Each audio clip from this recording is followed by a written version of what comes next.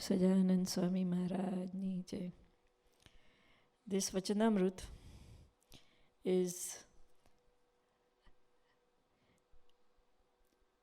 kind of more removing our doubts, and Maharaj has been so compassionate. ભગવાને એટલી કૃપા કરીને આપણી શંકાઓ દૂર કરવા માટે આ વચનામૃતમાં મોટા મોટા સત્પુરુષોને, મોટા મોટા પરમહંસોને આ પ્રશ્નો પૂછ્યા. અને પ્રશ્નો બી એવા પૂછ્યા કે જે આપણને ખ્યાલ બી ન હોય, પણ મહારાજે એવી સરસ રીતે પૂછ્યા છે કે આપણને એક ગાઈડ થઈ જાય, આપણને એના પરથી એક દ્રષ્ટિ મળે કે આપણું જીવન ક્યાં છે અને આપણે શું કરીએ છીએ એનો ખ્યાલ આવે. એમાં પહેલો પ્રશ્ન મહારાજ આનંદ સ્વામીને પૂછે છે. આનંદ સ્વામીને પ્રશ્ન પૂછે છે કે કોઈ એક એવો પુરુષ હોય જેને બુદ્ધિ થોડી હોય તો પણ પોતાનામાં જે દોષ છે તેને દેખે, અને બીજા હરિભક્તમાં દોષ હોય તેને ન દેખે પણ ગુણ હોય તેને જ દેખે.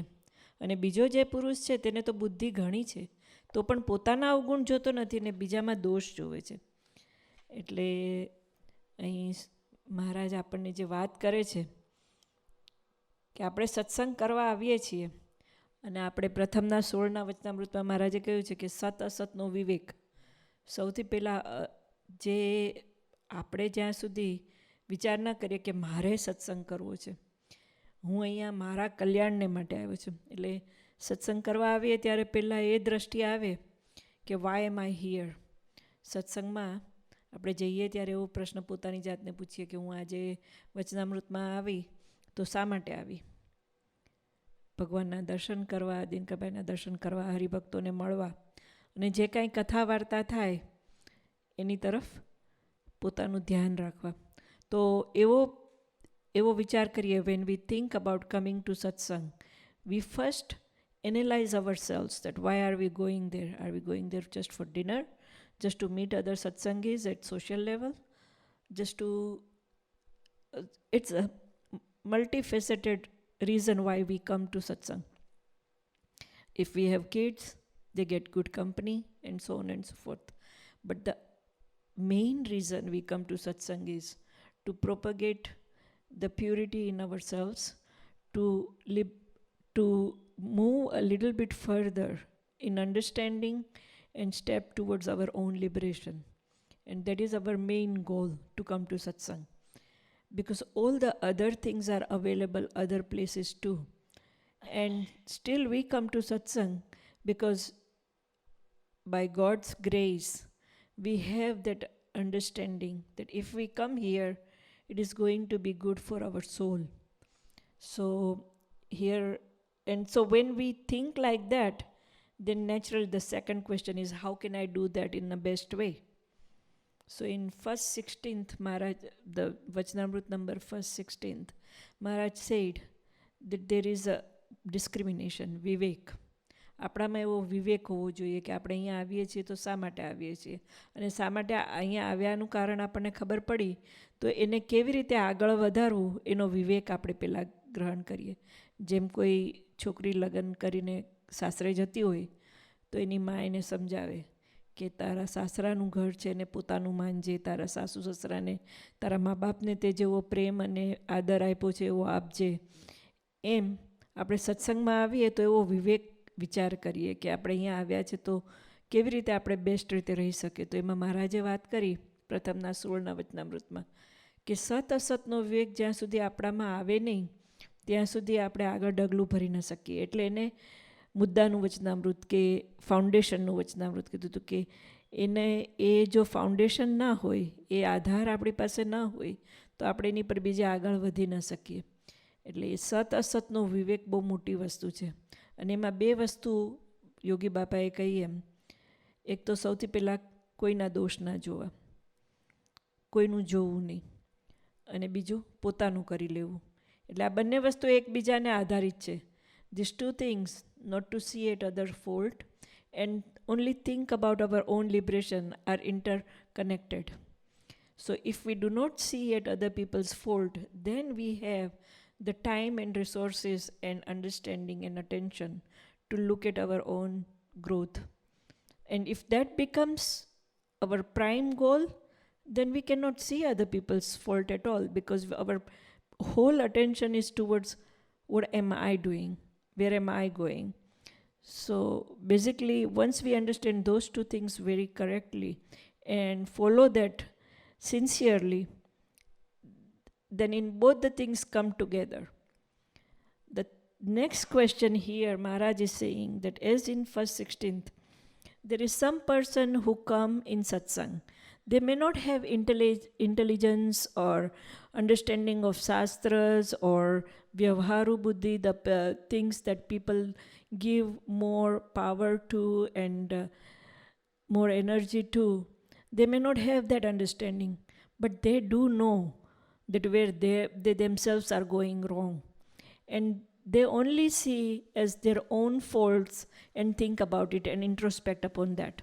But while other people there are some other people who think a lot, can analyze a lot of things, can judge a lot of people, but do not see their own fault. Their whole attention is towards why other people who are coming to satsang are coming to satsang but doing this way, doing that way. Why are they not following Guru's Agnya? Why they are coming here and doing this thing and that thing? So Maharaj says, why does that happen? What is the reason why a person who is intelligent doesn't understand that he has to look after his own profit rather than looking at why other people are doing what? So then Anand Swami tried to answer that and it didn't go further. આનંદ સ્વામીએ ઘણો વિચાર કર્યો કે આવું સાલું કેમ થતું હશે કે આટલો સ્માર્ટ માણસ છે તો બી એને એટલી ખબર નથી પડતી કે મારે મારું શું કરવાનું છે, બીજાની પંચાયત કર્યા કરે છે. એટલે પછી મહારાજને કીધું કે મહારાજ આ તો મને નહીં સમજાય. So he said, Maharaj please you answer. So Maharaj then said that this particular answer is very clearly understood in Jain philosophy. So Maharaj says here that in this life or other life, when somebody has offended a sant or Bhagwan's avatar or Bhagwan's bhakta, then by that sin he produces a prarabdha or karma which does not give him the sadbuddhi that he is supposed to have. The reason why these things happen is the person who has the buddhi is tainted. That એની બુદ્ધિ છે એ દોષિત થઈ ગઈ. અને દોષિત કેવી રીતે થઈ કે એણે આ જન્મમાં કે કોઈ બીજા જન્મમાં એવો અપરાધ કર્યો છે સંતનો. હવે સંતનો અપરાધ ક્યારે થાય? કાં તો આપણે આપણી જાતને બહુ સ્માર્ટ માનતા હોઈએ, જાણે કે અજાણે બેય રીતે થાય. અજાણે થાય એ તો સમજી શકાય કે ભાઈ આપણને ખબર ન હોય અને કોઈ એક દોષ થઈ જાય આપણાથી. પણ જાણે કરીને જે થાય એમાં એક મિથ્યા આભાસ, એટલે કે આપણને એક ખોટો એવો નિવેશ થઈ ગયો છે કે મને વધારે ખબર છે અથવા તો આવું તો સાચે હોય ને આવું ના હોય. એટલે પોતાનું સ્ટાન્ડર્ડ છે એ લાગુ કરે છે સંતની ઉપર, ત્યારે આવો કોઈક એક અપરાધ થઈ જાય. So when a person is misguided by his own intellect, then he would offend a sadhu. There are many examples of that in Purans, and even in here, Dinkar Uncle has said many times that there was a devotee who was a devotee of very good stature, but still he has this understanding that when we are living in America, we can live as we want. And usually when you are inviting a saint or somebody in your house, at least your house should be clean and pure. Now he had some food in his fridge, which was non-veg, and there was a sadhu, he was coming to his house, and he didn't even have the courtesy of removing that food. Now, totally, I don't think that food must have cost more than $20. He could have just thrown it out. But he became adamant. And by his own misguided nature, he said, well, in this country, people live like that, so there's nothing wrong in it. And you can, I mean, what's wrong if I keep this food in my house when you are coming? You are here for 2 days or 1 day, and why should I remove it? So that kind of misguided understanding, and that misguided understanding came from prior lives' sins rather than anything else, or ahankar, or again the tainted intellect. So when he got that kind of, એના ઘરે એણે કંઈક non veg વસ્તુ રાખી હતી અને સાધુ આવ્યા એના ઘરે, અને છતાં બી એણે નોનવેજ વસ્તુ કાઢી નહીં. અને સાધુને કીધું કે અહીંયા તો એવું બધું રાખવું પડે ને અહીંયા લોકો જે ઘણા લોકો એમ બી કહે છે કે અહીંયા દારૂ પીવો પડે ને આમ કરવું પડે. એકચ્યુઅલી પોતાની જાતને છેતરામણી કરતા હોય. This is a deceiving themselves. પોતાના આત્માના પોતાની જે ઇન્ટેગ્રિટી છે એને એવી રીતે પોતે ડિસગાઈડ કરે છે. પણ એનીવે એના આ દોષથી પેલા સાધુ ખૂબ અપસેટ થઈ ગયા નેચરલી. અને એમને એમ થયું કે તમે હિન્દુ થઈને આટલું સમજીને જ્યારે તમે મને માન આપીને પોતાના ઘરમાં બોલાવો છો અને પછી આવી રીતે મારું અપમાન કરો છો, that is not really good. અને નેચરલી કોઈ પણ સાધુને આવી રીતે આપણે ઓશિયાળા કરીએ કે દુઃખી કરીએ એ તો બહુ મોટું પાપ થઈ ગયું. અને એ પાપનું પછી એવું બન્યું બી ખરું કે એના જીવનમાં ઘણા બધા પ્રોબ્લેમ્સ આવ્યા ને બધું. અને કાકાજીને પછી મળ્યો હતો કે મારે આવું મોટું પ્રોબ્લેમ થઈ ગયો છે, અને એને ખબર બી નહોતી કે વાય એના જીવનમાં એવો પ્રોબ્લેમ આવ્યો. અને એ તો એટલી હદ સુધી વિચાર કરતા હતા કે મારે આત્મહત્યા કરવી છે, કેમ કે મને પૈસાનો ને એનો બધો બહુ મોટો લોસ થયો છે. એટલે he wanted to do the suicide because he had lost a lot of money, and luckily at that time Kakaji was here, and by somebody or other he came in contact with Kakaji, and Kakaji said that there has been a problem in your life because of this fault or this mistake that is done by you. And then Kakaji so graciously asked Bapu and somebody to go to, I think Dinkar uncle also went to that sadhu and that Pragnanand Swami, and asked for forgiveness on his behalf. And finally things did change in his life and he understood. But the question here, what the takeaway from that example is that how our ignorance or our attachment to anger and judgment and things like that take us away from our good behavior. And so here Maharaj is saying that when your buddhi is tainted, then you do not understand your own faults and you see other people's fault. Now here Maharaj has kept it at that level because all Satpurusas and Paramahansas were sitting there, understood that properly. But for us, when we introspect, when we think that how many things we are doing every day. I was listening to some discourse by some Paramhans, and he was saying that our original self, our Atma, is pure, and there is nothing else but bliss there. Now, the unhappiness or problems come, that is because of the layers of ignorance on our Atma. And those layers have been, he was saying that it is like a range of mountains of Himalayas. There's one after the other, after the other, after the other, after the other. So when you are trying to climb a mountain, by the time you reach on the top of the mountain, you see, oh wow, there are 4 more mountains right in front of me.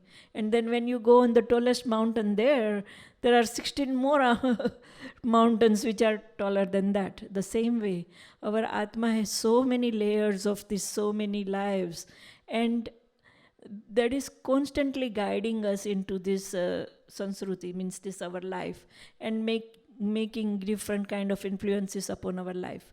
We are so lucky that all that has been dissolved just by coming to this satsang.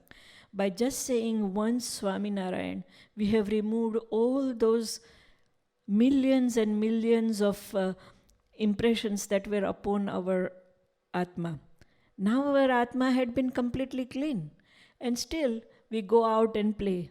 We go out in satsang, we go out in worldly things, and because of our swabhav, because of our style, we make small mistakes and have the other layers upon layers upon layer.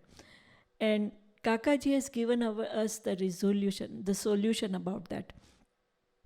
That every night when we go to sleep, we pray and we analyze whole day, and we very humbly ask God that please help me remove my impurities.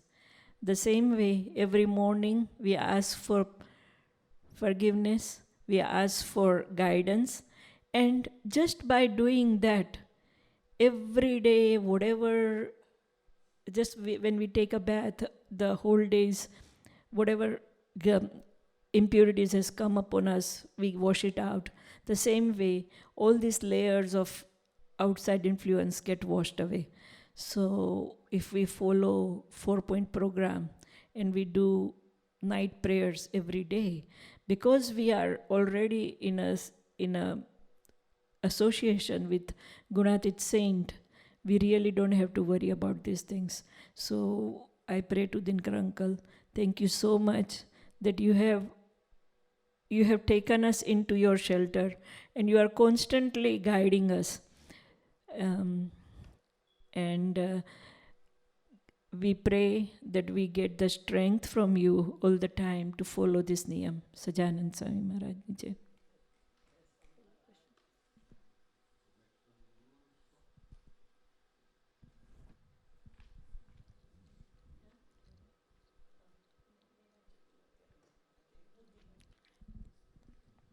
Sajanand Swami Maharaj Ji Jai.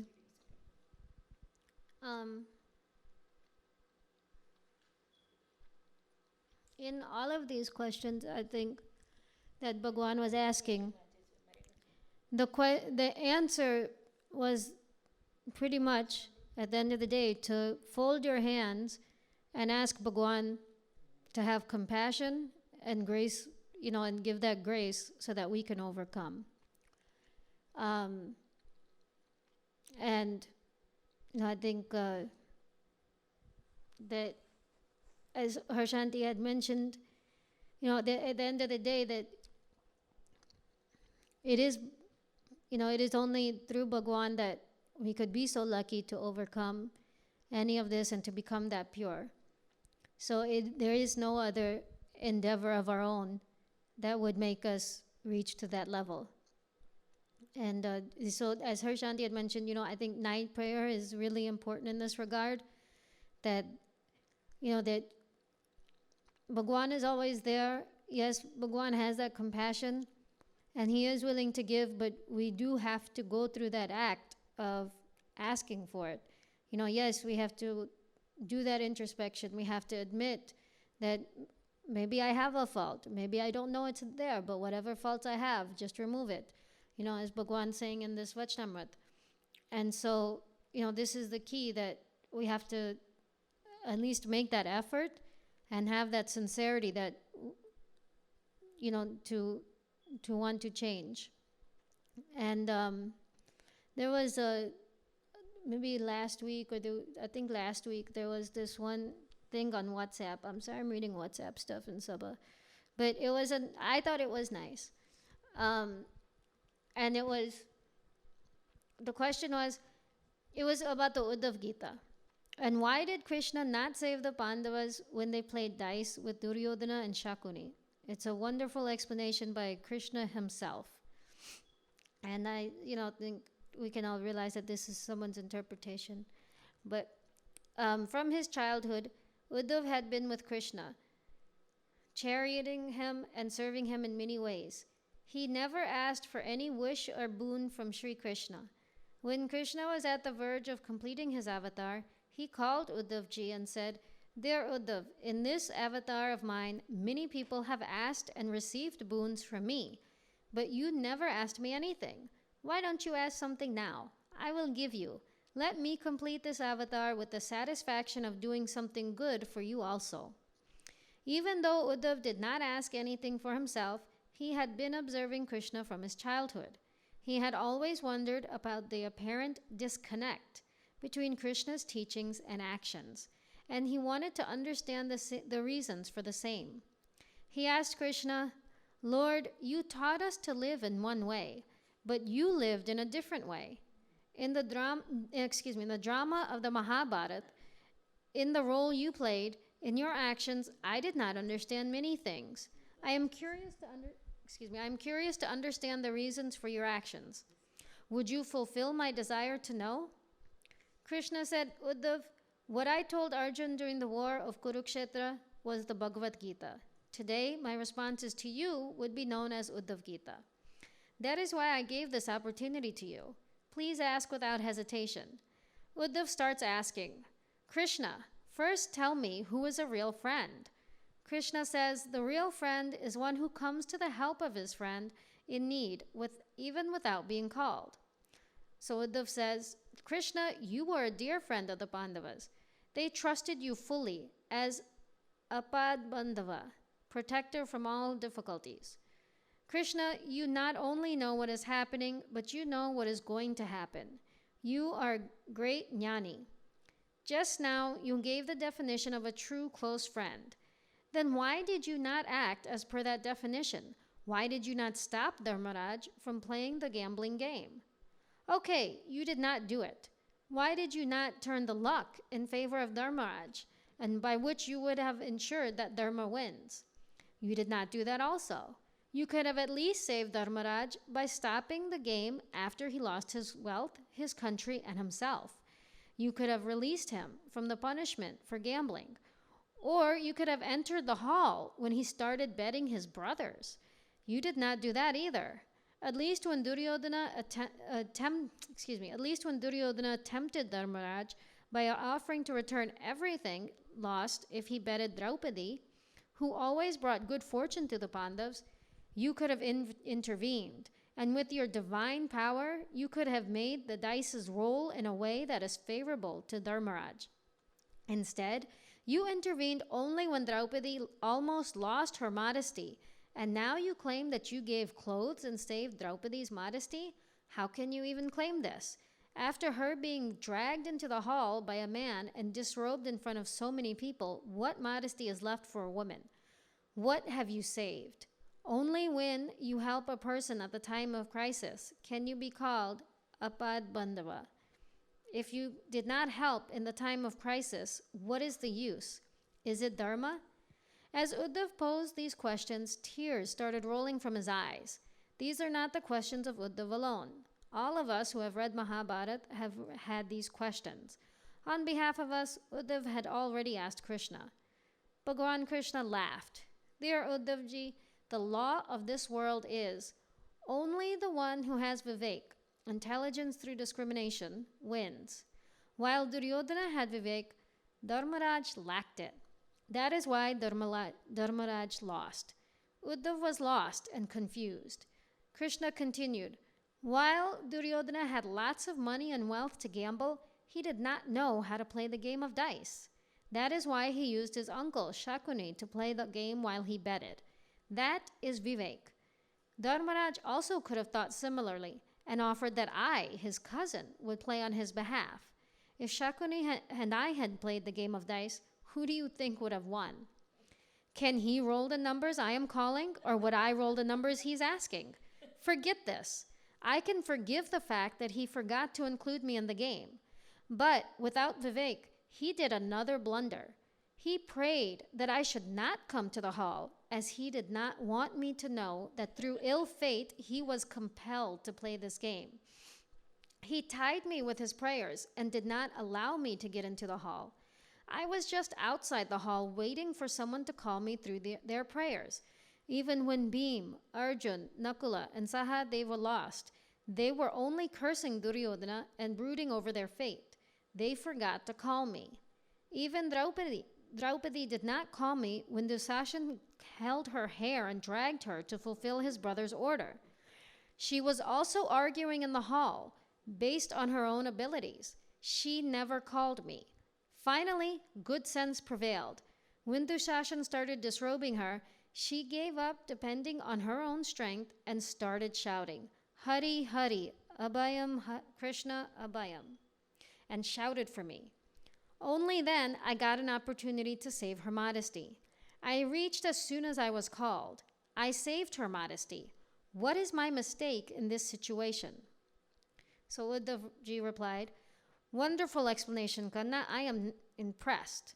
However, I am not deceived. Can I ask you another question? Says Uddhavji. Krishna gives him the permission to proceed. Does it mean that you will only come when you are called? Will you not come on your own to help people in crisis to establish justice? Asks Uddhav. Krishna smiles. Uddhav, in this life, everyone's life proceeds based on their own karma. I don't run it. I don't interfere in it. I am only a witness. I stand close to you and keep observing whatever is happening. This is God's dharma. Wow, very good, Krishna. In that case, you will stand close to us, observe all our evil acts. As we keep committing more and more sins, you will keep watching us. You want us to commit more blunders, accumulate sins and suffer, says Uddhavji. Krishna says, Uddhavji, please realize the deeper meaning of your statements. When you understand and realize that I am standing as witness next to you, how could you do anything wrong or bad? You definitely cannot do anything wrong or bad. You forget this and think that you can do things without my knowledge. That is when you get into trouble. Dharmaraja's ignorance was that he thought he can play the game of gambling without my knowledge. If Dharmaraj had realized that I am always present within everyone in the form of Sakshi, then wouldn't the game have finished differently? Uddhavji was spellbound and got overwhelmed by bhakti. He said, what a deep philosophy.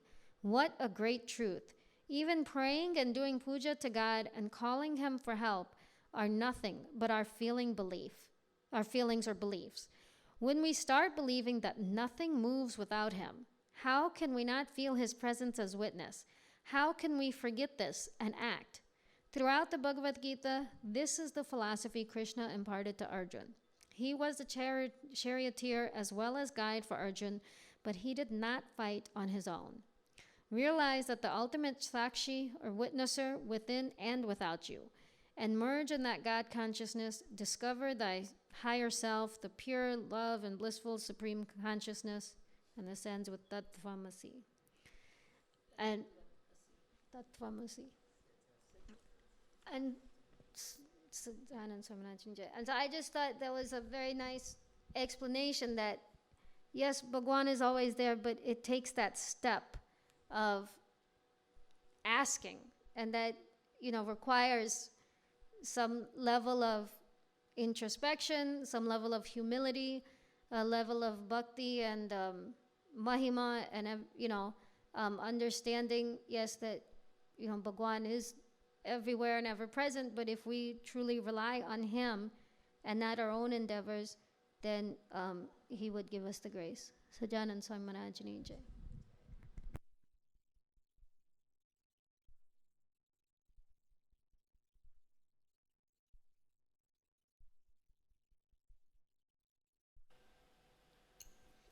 So એના પછીનો ક્વેશ્ચનનો શંકરભાઈ તમારી વાત કરો.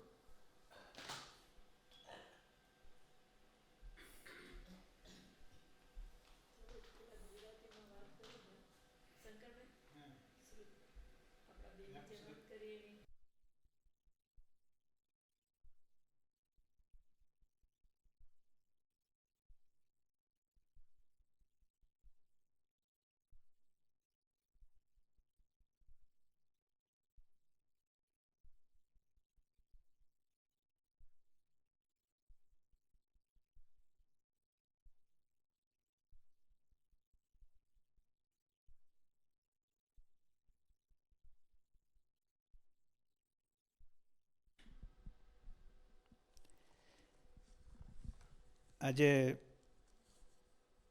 ઘરે બેસ્યો તો હું ત્યારે શાંતિ મને કહેલું નીકળતી હતી બહાર કંઈ જે સ્ટોરમાં કંઈક કામ હતું જતી હતી અને કહે છે કે ઘણી વખતે એ બધા સ્વાધ્યાયી પણ આવતા હોય છે એમ કે એટલે કે તમે એટલે એને એમ કે તમે બધા તમને ડિસ્ટર્બ કરવા બધા બહુ આવશે એમ એની વાત સાંભળી પછી ગઈ થોડી ટાઈમ પછી સ્વાધ્યાયના બહેનો આવ્યા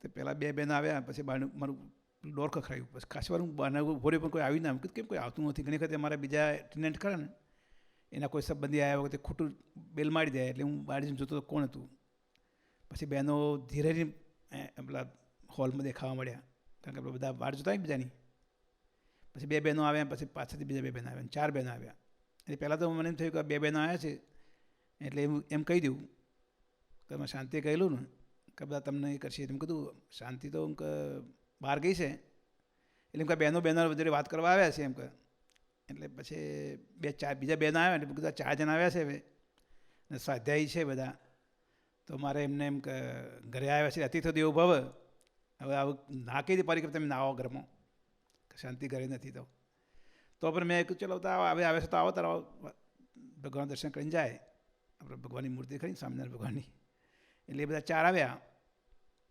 પછી બધી જ્ઞાનની આપલે થાય ને બધી કારણ કે એ લોકોનો મેઇન મિશન એ હોય છે ને પછી વાત કરતાં કરતાં એક વાતમાં એવું નીકળ્યું કે એક બેન જે આવ્યા હતા ને એ મારા ફ્રેન્ડની વાઈફ હતા કારણ કે બહેનોને સંબંધ ઓછો હોય મારે એટલે ઓળખીએ ના કોઈ પાર્ટીમાં શરીરના લગ્નમાં આવેલા બીજા કોઈ જગ્યાએ મળ્યા હોય ધ્રુવ અમારા મિત્ર છે એની વાઈફ હતા કે હું ધ્રુવની વાઈફ છું પેલા કે તમે શું કરો છો હું ફાર્મસી છું ક્યાં કામ કરો છો હું વોલગ્રીનમાં કામ કરતો હતો પછી હાલ નહીં કરતો કે મારે હું ધ્રુવની વાઈફ છું કે એટલી બધી વાર્તો એની એક વાત મેં જ કાઢેલી ભગવાન સ્વામિનારાયણની વિશે વાત કરતા હોય એમાં ઉદ્ધવ ગીતાની મેં વાત કરેલી એ લોકોને એટલે thank you Anjiben I talk about Uddhav Gita in the discourse with the 4 Sadhyayi Beno and you explained very nicely. So Uddhav Gita was started already at my home and you completed with full details. No? So thank you for that. No? એટલે ઉદ્ધવ ગીતા એટલે એ લોકોને ગીતાનું બહુ જ્ઞાન હોય સ્વાધ્યાયી બધા હોય એટલે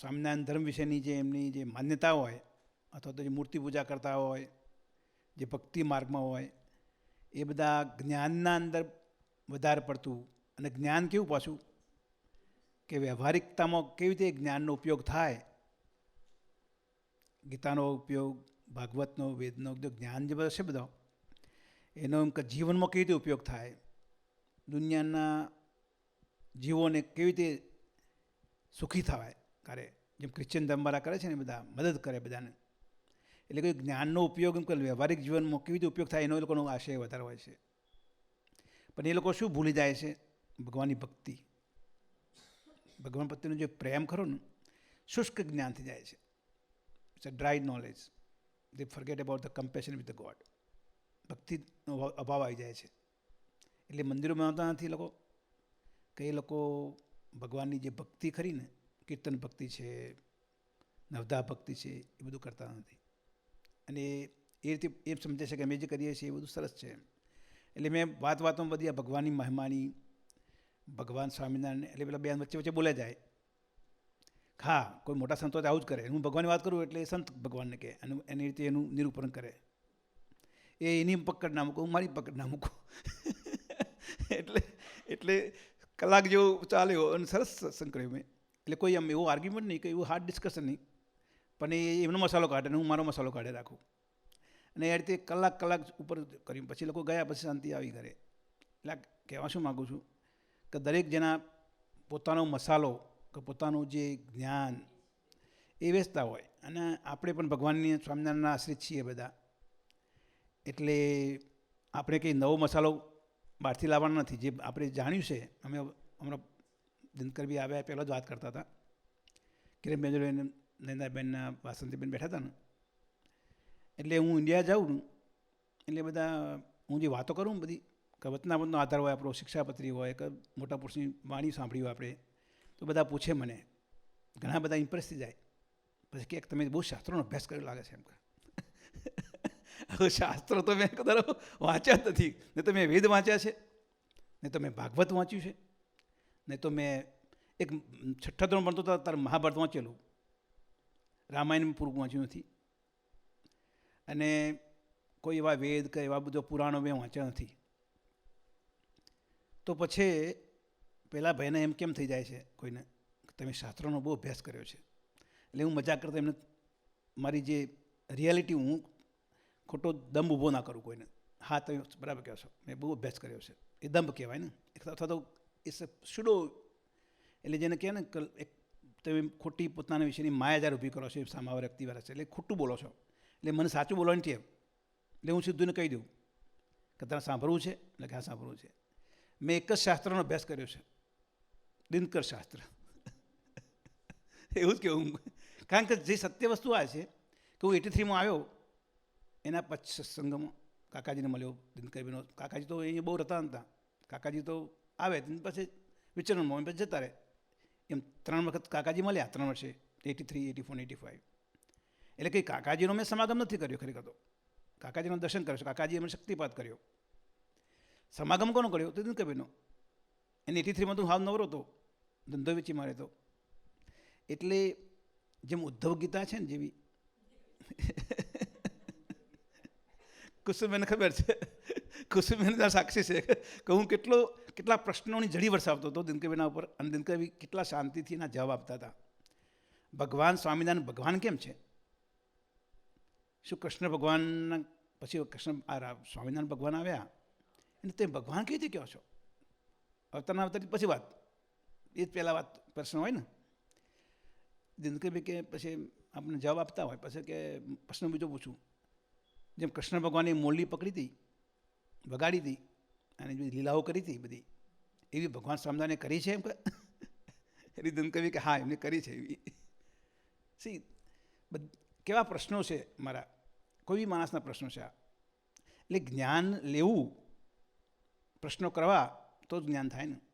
અને જ્ઞાન થઈ ગયું તમને ભગવાનનું કે ભગવાનના અક્ષરધામનું કે જે ગુણાતીત જ્ઞાન જે છે, એ જ્ઞાનને પછી પટ્ટીમાં પૂરીને મૂકી રાખવાનું. એટલે કેટલીક વખતે કોઈને આપણે વાત કરતા હોઈએ ને સત્સંગમાં, તો કેટલીક વખતે પેલા કંઈક ભાઈ આમાં બહુ દાજેમ સમજણ પડતી નથી, બીજી કઈ વાત કરો, મારે સાંભળવું નથી એમ. તો બસ એમને સાંભળવું ન તો આપણે કંઈ ફોર્સ નથી કરતા. પણ કોઈ સાંભળવા માગતો હોય તો કોઈ ખરેખર મુમુક્ષુ હોય, આ 2 4 આવ્યા, એ જ્ઞાન દેવા આવ્યા, તમે જ્ઞાન લેવા, એમને કહ્યું કે અમે જ્ઞાન લેવા પણ આવીએ છીએ, આપણે કરીએ છીએ જ્ઞાનની. તો એમને સાંભળવું તો કલાક મેં વાતો કરી બધા એમના સાથે. એટલે જેને સાંભળવું છે જ્ઞાન, તેના આગળ બોલવામાં કોઈ હોતું નથી એમ જ્ઞાન. પણ કોઈ સાંભળવું જ ના હોય તો એના પર કોઈ બળાત્કાર નથી. એટલે જ્ઞાનના કોઈ વિરોધી હોય કે ભાઈ જ્ઞાન નકામું, બુદ્ધિ લગાવશો નહીં અહીંયા, તો એ પણ બરાબર નથી. અને જ્યાં આગળ ના લગાવવાનું હોય જ્ઞાન, તો લગાવવું એ પણ બરાબર નથી. ના લગાવવાનું હોય જો તો લગાવીએ આપણે. એટલે આમાં જે વાત થઈ ને કે એની બુદ્ધિ શાપિત છે એમ.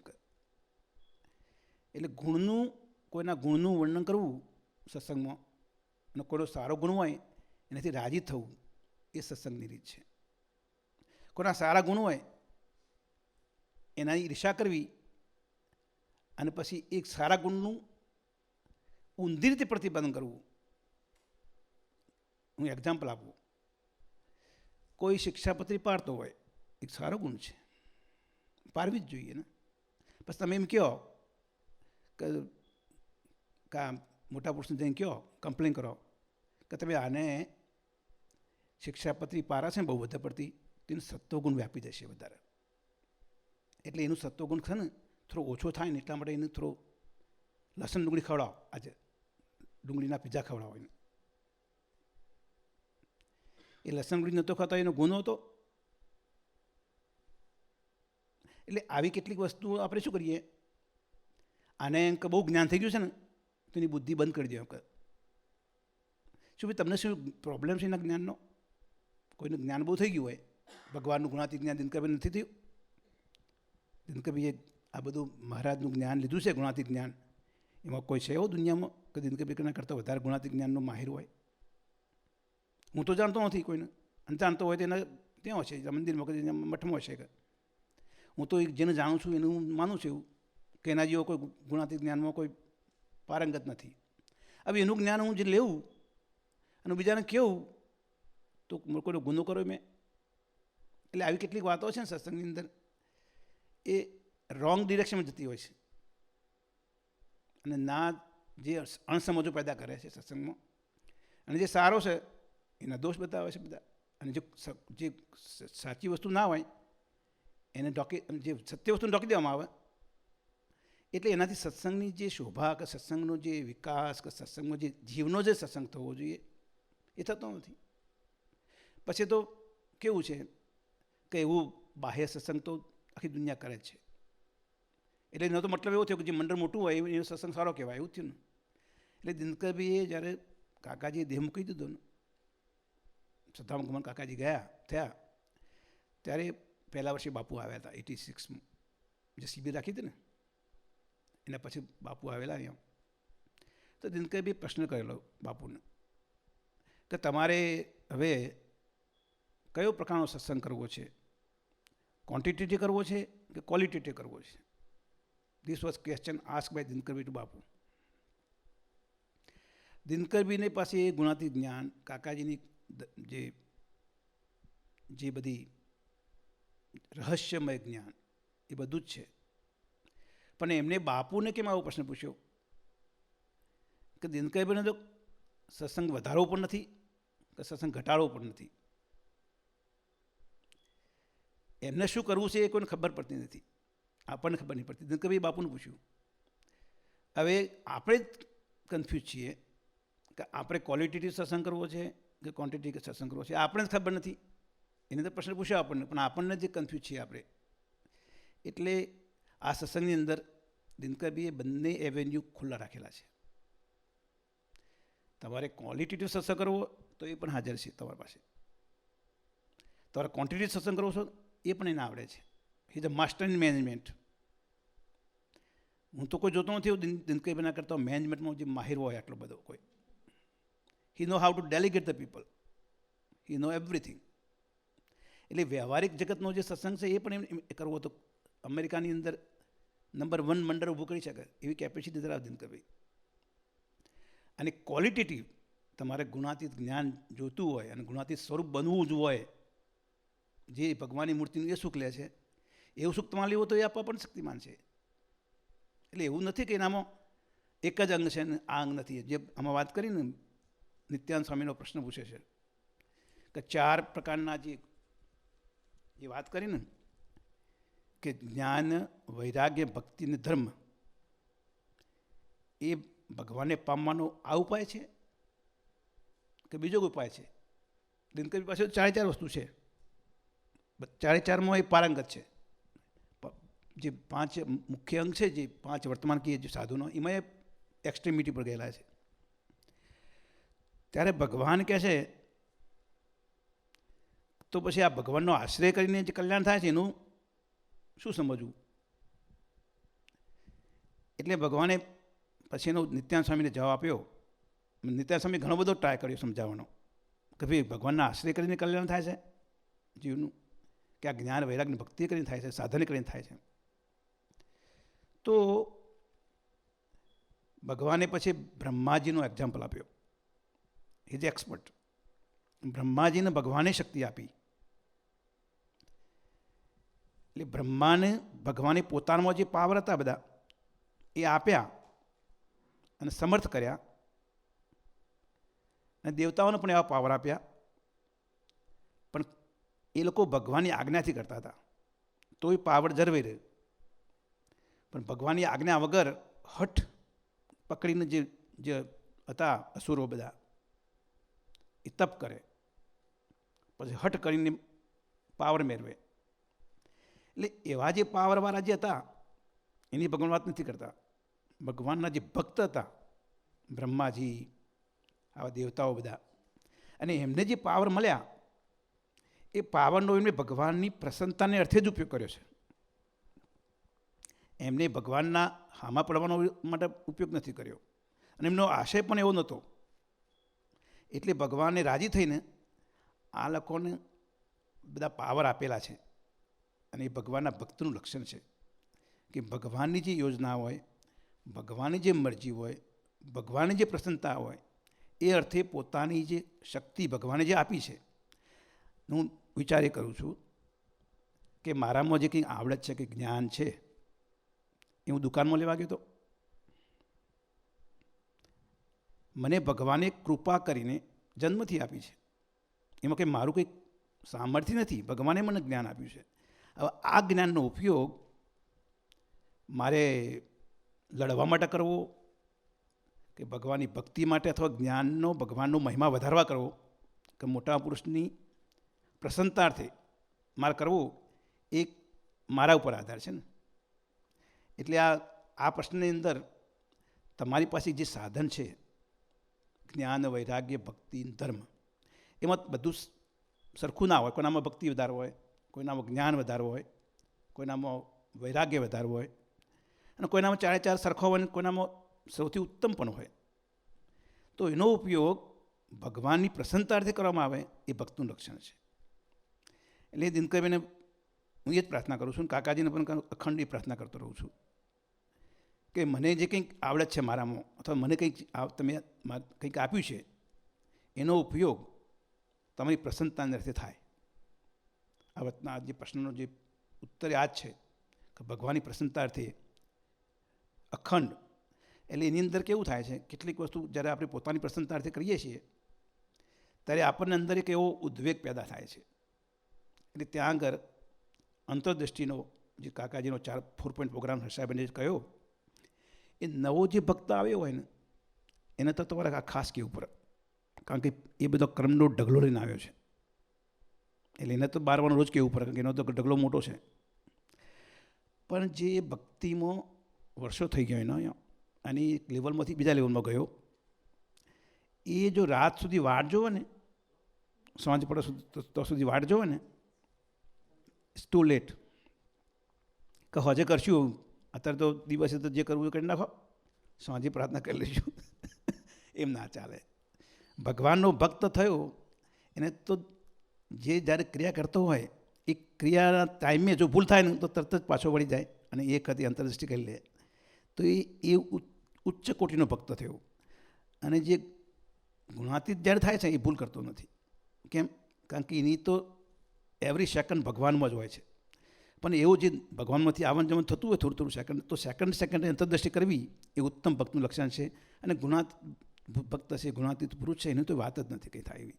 એટલે એના માટે તો કશું અષ્ટમ કરાય જ ના. આપણે એના વિશે કોઈ એનાલિસિસ હોય જ ના.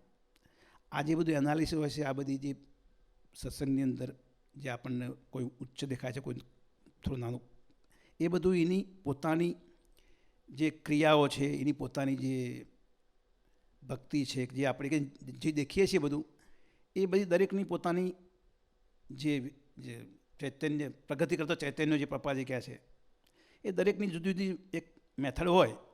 પણ આ સત્સંગમાં બધા આવી ગયા છે એટલે મોટા પુરુષના જોગમાં આવ્યા છે, કાકાજીના જે મળેલા છે, કાકાજીના જે જોગમાં જે આવ્યા છે, અને આ હવે ભવિષ્યમાં પણ કોઈ આવશે, હરિભક્તના જોગમાં જે આવશે, એનું આ રીતે ઉત્કર્ષ જ થવાનો છે. કોઈ પાછા પડવાના નથી. અને કોઈ પાછા પડતું જેવું લાગે છે આપણને, એ પણ એના કોઈ સારા ભલા માટે છે એવું માનીને આપણે દરેકને માફ કરવા. કોઈની ભૂલ આપણને દેખાતી હોય તો એને માફી આપવી. માફી નહીં આપીએ ને તો પછી આપણામાં ખોટ આવશે એ બધી. એટલે આપણે ખોટ આપણે ભેગી કરવી નથી, આપણે તો માફી આપવી. કોઈ બી માણસને માફી આપવી તો એ દોષ આપણને નહીં લાગે એનો. કોઈનો ગુનો આપણે જોવો નથી. અને આપણે પોતાનું જે આવડત છે એનું ભગવાનની પ્રસન્નતાર્થે કરતા રહીએ, એવી દિનકરભાઈના ચરણોમાં અને કાકાજીના ચરણોમાં પ્રાર્થના. સહજાનંદ સ્વામી મહારાજની જય.